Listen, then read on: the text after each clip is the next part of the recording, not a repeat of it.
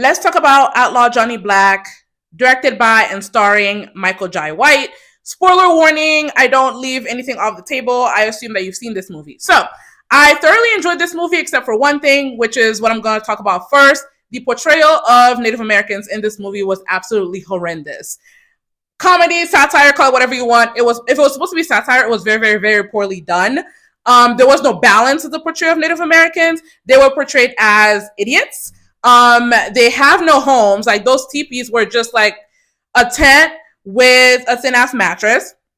They kidnap a random unconscious man, don't know anything about his character, kidnap him and force him to marry their daughter. Their daughter, by the way, is a man who is portraying a woman. Just a fat man with a wig on, you know, the typical Native American, like two braids, pigtails, and the language they were speaking was not real and it was complete gibberish. I don't understand this choice. I don't understand why this man, Michael Jai White, beautiful portrayal of Black people. You know, they're not all saints. You know, they drink, they fight, whatever.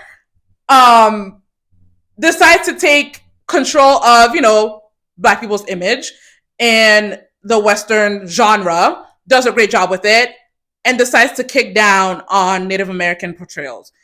They also defy time and space because what we saw was Johnny Black spent 40 days and 40 nights in that damn desert.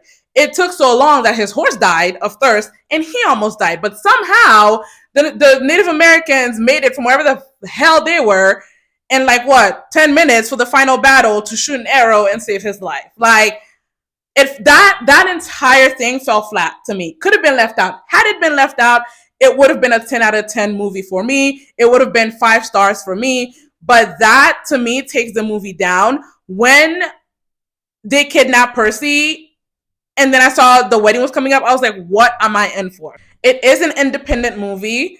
I think the runtime was great, except for the Native American shit. They could have taken all of that out. Actually, I don't have a problem with the runtime at all. I don't think it was too long. It was laugh out loud funny. Like, I was laughing out loud. I think Johnny is a great character. He is funny. He's irresponsible. He is a thief. He is greedy. He is a liar. I enjoyed the message and the journey that his character went through. You know, he didn't really do the faith thing anymore after he lost his father. I enjoyed the way that the sermon, that entire scene, the way that was played out and the way that he remembered the sermon that his father, the last sermon that he heard his father preach. Because while you had, of course, the Christians being shown to be super, super gullible, which was funny. I don't care about Christians being shown to be gullible but also, like, Christianity is a powerful religion. Christians are a powerful group. That's punching up. I don't care. But at the same time, they were idiots. His father was a very logical and serious man. And so after he lost him, he, let that go. But I love when he was remembering the sermon, the way they weaved in the father's voice along with the visual flashbacks. And I think Michael acted the hell out of that part. I also enjoy the message about forgiveness, but not... Forgiveness doesn't mean that the person you're forgiving you're giving them permission to keep treating you like ish. That was little Johnny's question. And his father said it's not giving them permission. And we saw that play out in the very end.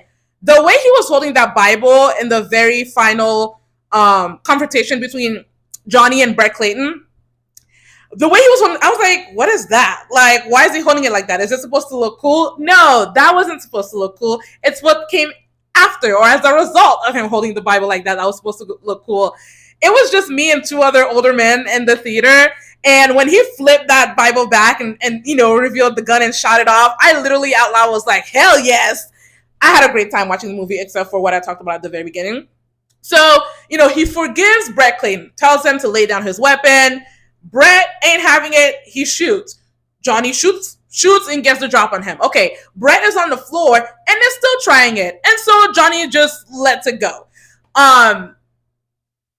Forgiveness does not equal giving the person permission to keep treating you badly. I liked the portrayal of that in the movie. It was very refreshing.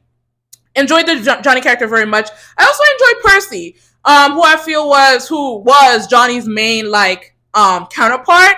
I think Percy was a great character. He was also very funny. That story he told about how he came to Christianity was tragic. To be honest with you, it was actually scary and sad. Above all, it was sad because this man was about to be hung by Christian white supremacists, and he was lynched. He was being lynched. The tree breaks. He falls to the ground, and on the ground is a Bible that he himself says must have fallen out of the pocket of one of the men who was hanging him. And he's like, and I've been following the Lord ever since. And I'm like, a moment of silence for the cognitive dissonance that is required for that to be the takeaway. Like, you pray to Jesus, and I'm saying this as someone who was raised Baptist and who still has a relationship. We won't get into that, but you pray to Jesus or to God, and he saved you. But that man also prayed to Jesus before he tried to kill you. And that part is not wrestled with at all. He's just like, the good book was right there. Never mind whose pocket it fell out of. It's like, I think that's so sad. That's so sad. And I don't think it was meant to be sad. Because like I said, forgiveness and faith. And I think Michael said in an interview that he wants this to be like a love letter to like Christians. There's a faith part of this movie, like playing it straight, not satire, not like trying to take a dig, but that moment unwittingly was super sad to me. We had two real female characters in this movie, two main ones, and those were just sisters, Jessie Lee and Bessie Lee. I really enjoyed their portrayal. I love that Bessie Lee is a harlot with a Bible.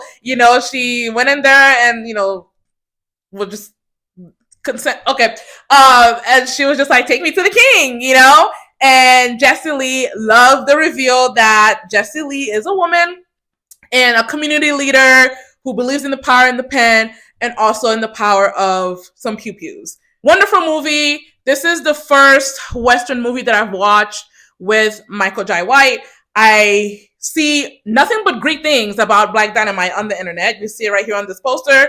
I do plan to check that out because I enjoyed this movie so much.